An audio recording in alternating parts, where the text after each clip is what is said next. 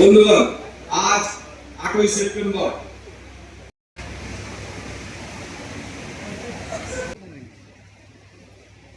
মাননীয় শ্রী কৃষ্ণেন্দ্র নারায়ণ চৌধুরী মহাশয়, পৌরপ্রধান, ইংরেজবাজার পৌরসভা, শফিকুল ইসলাম, উপপৌরপ্রধান, পুরাতন মালদা, একটি নতুন বৃক্ষে জল জ্ঞাপনের মাধ্যমে শ্রীমতী সাবিনা ইয়াসমিন মন্ত্রী আমাদের জল জ্ঞাপন করছেন। শিক্ষা প্রতিমন্ত্রী মাননীয় সাবিনা ইয়াসমিন এবং প্রাক্তন চালু হয়েছিল রাষ্ট্রসংঘের বেসিক 5টি চাহিদা আছে। একটা হচ্ছে খাদ্য, বস্ত্র। প্রাচীনকালে আমরা দেখেছি মানুষের মূলত যেটা চাহিদা, এই ব্যাপারে তাদের কোনো চাহিদা ছিল না। তার পরবর্তীতে আমরা দেখেছি যে শিক্ষাটা শুধুমাত্র যারা ধনী তারাই গ্রহণ করবে, যারা গরিব, যারা মধ্যবিত্ত তাদের শিক্ষার কোনো প্রয়োজন নেই। তারা শুধু রোজগার করবেন, নিজের পেট চালাবার জন্য যেটুকু দরকার সেটুকু করবেন, এরকম একটা পরিস্থিতি ছিল। মাননীয় শ্রী প্রসেনজিৎ দাস আমাদের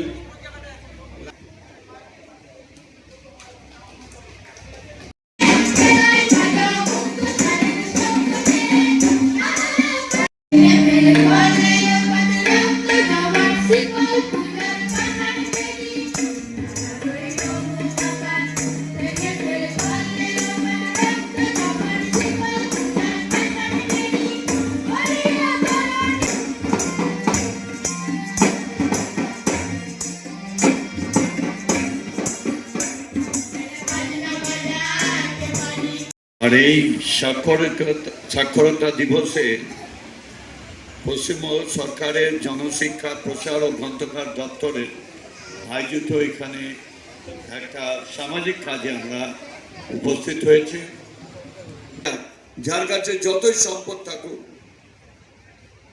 যার কাছে যতই টাকা থাকুক, যদি শিক্ষা থাকে তার কোনো মূল্য হবে না।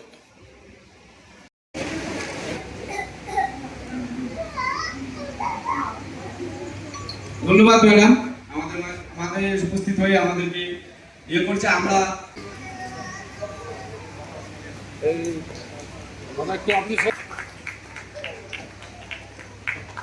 আমরা বরণ করে নেব। আমাদের মাঝে এসে উপস্থিত হয়েছে অতিরিক্ত ছেলেমেয়েরা, তাদের সকলকে আন্তর্জাতিক সাক্ষরতা দিবসের শুভেচ্ছা জানাই। প্রথমেই আমি কংগ্রাচুলেট করছি কিছুক্ষণ আগে যারা সুন্দর একটা উদ্বোধনী সঙ্গীতের মধ্য দিয়ে এই দিনটি সেলিব্রেট করেছে এবং খুব সুন্দর তারা গান গেয়েছে। সেই ব্লাইন্ড স্কুলের হেড স্যার কি এসেছেন?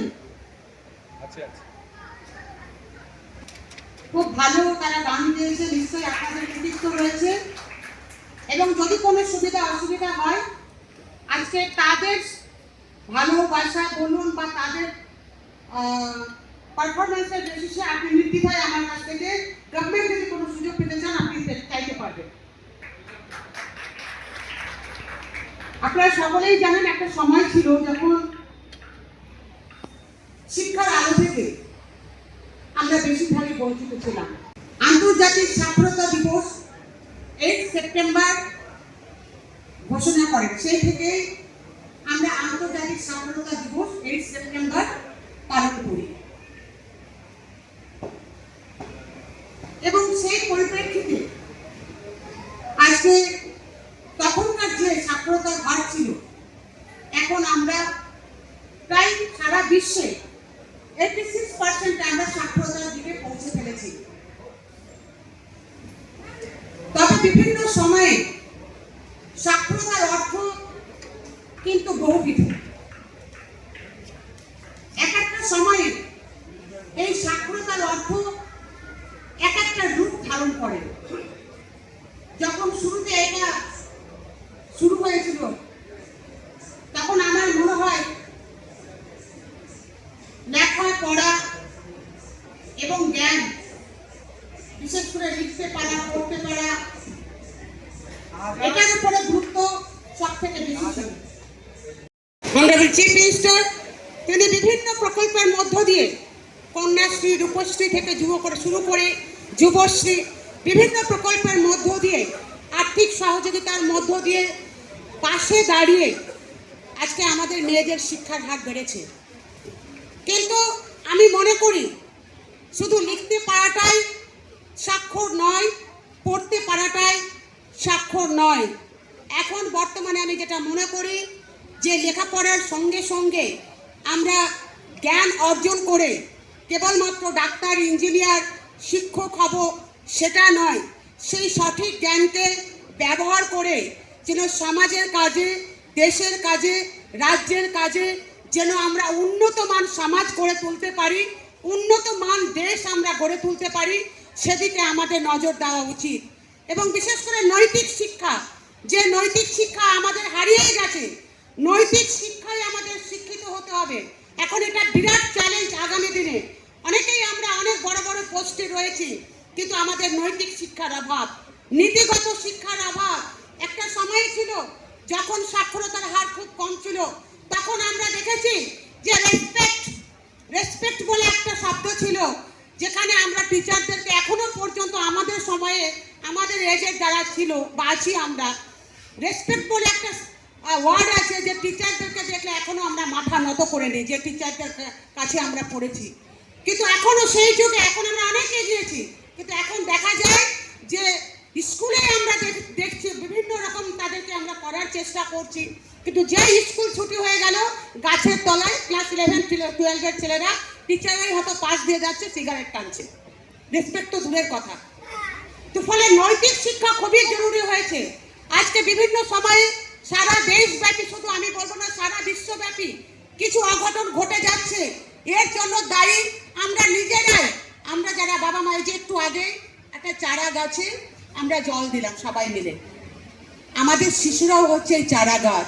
আপনি চারা গাছকে যখন রোপণ করি আমরা, তখন তাকে যত যত্ন দিয়ে লালন পালন করবেন, সে ততটাই ফুল এবং ফল দিয়ে ভরিয়ে দেবে। ঠিক তেমনি শিশুরাও আমাদের হচ্ছে সেই চারা গাছ। যতটা আদর দিয়ে মানুষ করবেন, যতটা নৈতিক এবং সামাজিক শিক্ষা দিয়ে, পুঁথিগত শিক্ষার পাশাপাশি নৈতিক এবং সামাজিক শিক্ষা দিয়ে তাদেরকে আদর্শ মানুষ করে গড়ে তুলবেন, ততটাই আমরা ভবিষ্যতে তাদের কাছ থেকে রিটার্ন পাবো, তাদের কাছ থেকে ফল পাবো। আসুন নতুন করে আমাদের লড়াইয়ের পথ বেছে নিতে হবে।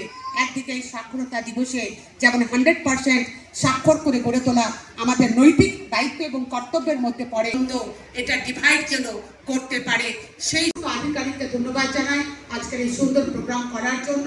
সকলে ভালো থাকুন, সুস্থ থাকুন, এবং আজকের যে তাৎপর্য, সেই তাৎপর্য একটি নতুন অর্থবহ হয়ে উঠুক।